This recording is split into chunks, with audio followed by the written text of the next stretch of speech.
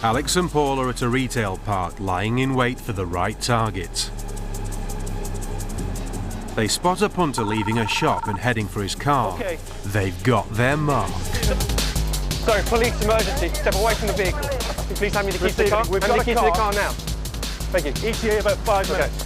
Stay there. All right, step away from the vehicle.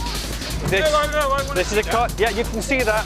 Sir, step away from the vehicle. I'm going to have to put you under arrest, okay? Call this number. You'll get your vehicle back. It's a police emergency. Go, go, go, go!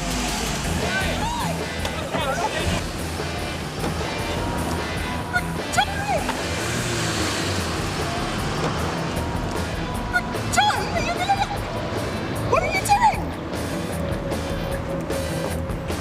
Oh my God! Yeah, hey, it's police.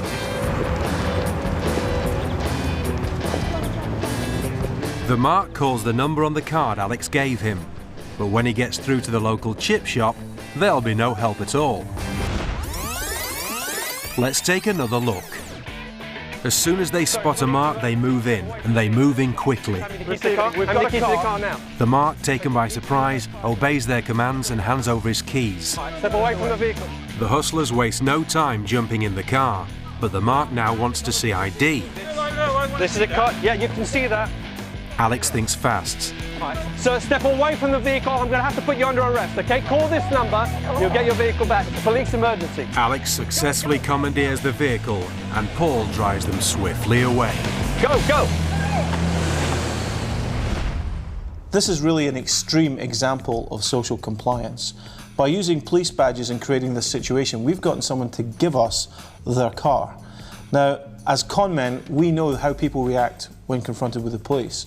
But it isn't just the props like the police badge and the uniforms and the handcuffs that make this work. Through the confusion of everything, we don't give them a second to think. Because they're kind of familiar with the idea, probably mostly from television, of the police commandeering a vehicle, we put them into a corner, force them to give us the keys, and then just drive away with the car. But in the real world, things don't really work like that. He came up to me and flashed his warrant badge, give me a card, which I reckon as soon as he gave me the card, and he off in my car, so I'm shaking. Okay, call this number, you'll get your vehicle. Criminal Investigations Department, Ian Steele at Met Police. If they were real police officers, I didn't want to start messing. Although Paul has his nose in a newspaper, he's keeping an eye on the cafe's customers. And as two of them get up to pay, Paul starts to pay close attention. As they exit, Paul decides to do the same. The scam is on. Excuse me, did you take my money out of my pocket? You were sitting behind me in there, yeah? I had stuff written on it. Have you got my money? The Marks have found themselves in a difficult situation. Confronted by such an aggressive character, they could do with some assistance.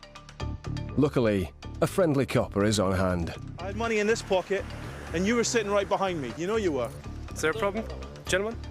These guys took my money. I had money in my pocket. I was sitting right there. I don't have any money on me now. I wrote something on my £5 note. Can I just step over to the side? Just, we'll sort this out. Don't worry, I'm sure this is going to misunderstand. To the Marks' relief, Alex quickly takes control of the situation. That's all right, we'll sort this out. What are you talking about? So how are you going to separate your money from theirs? What was it, £5, £10, £20? I had written something on one of them. I wrote a phone number. Okay. And I had some. I had to have a look at your wallet, sir. Sorry. I had 20. Alex asks for the Marks' wallets to see if they contain Paul's note that he claims to have written on. Right. Okay. I don't see any money in here. Do you have any other money in your? I have more than that. Can I have a look at your cash? Alex is now in possession of a wallet full of credit cards and £100 in cash. See, that's the money that I had. All right. That was the money that I had. Look, that's my phone number. That's my phone number written on there. All right. Look. We're just going to sort this out. Can I ask you to stand over here? But, and sir.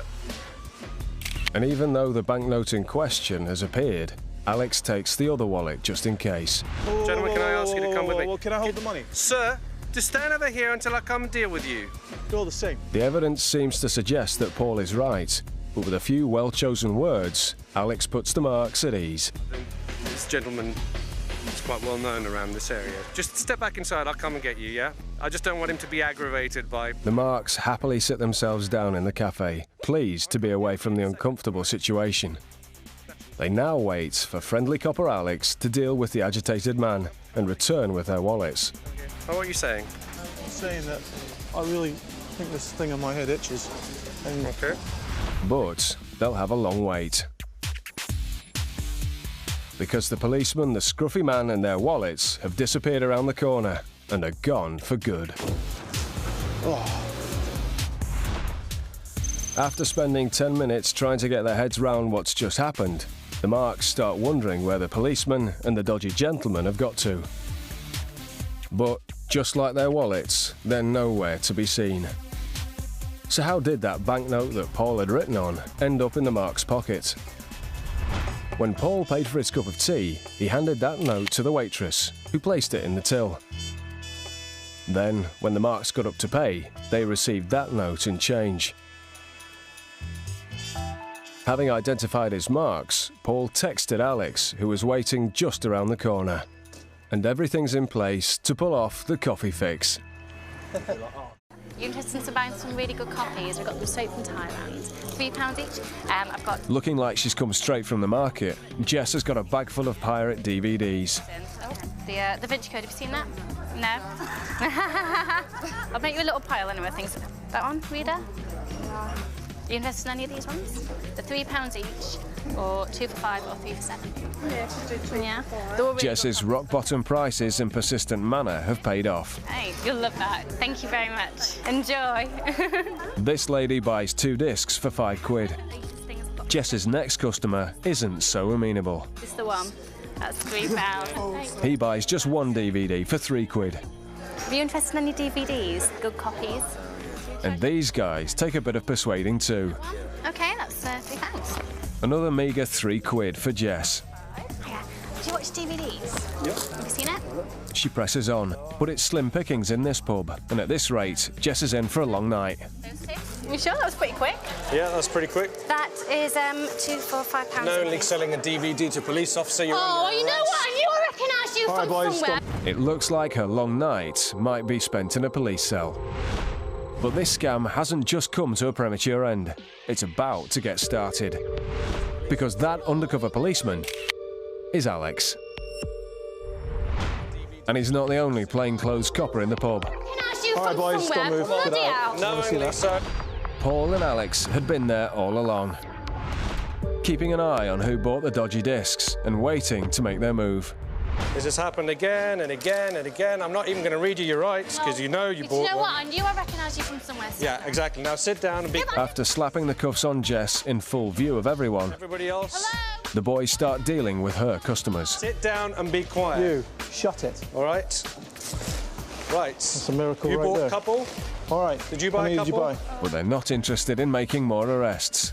They're here to make money. It's an on-the-spot fine. Usually buy DVDs inside a pub. Buying...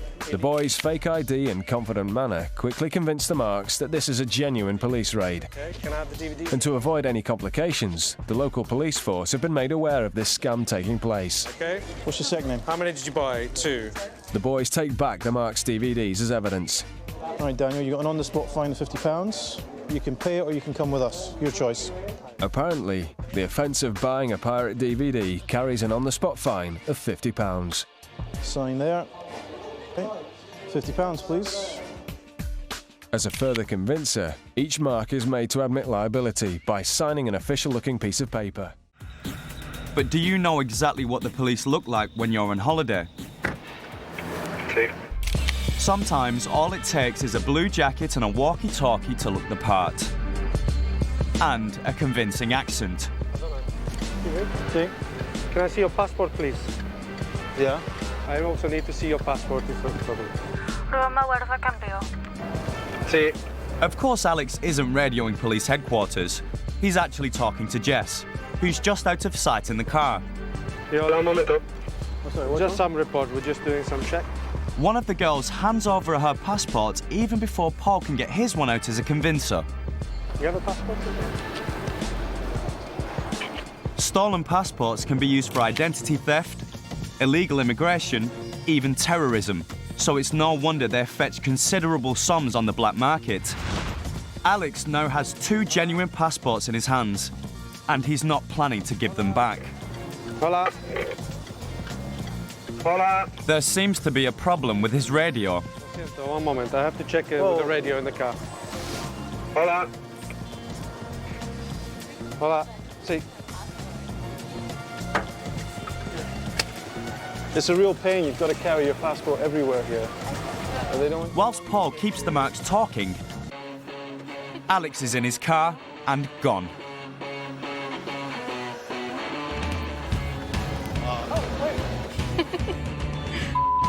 By the time they realise what's happened, it's too late. The last thing the hustlers want now is for the girls to phone the real police. So Paul beats them to it. Yes, I speak English, thank you. A police officer just came up to us and he asked for our passports and then got in a car and drove away. Yeah, like, what, 2 minutes ago. He says he's been called round the corner and he's coming right back. He just got called on a... What? Yeah, they said that they've got something going on nearby and they called everybody and he's responded to say that he has 3 passports. I'm guessing they're ours. All right, well... Okay. Yeah, that's my number.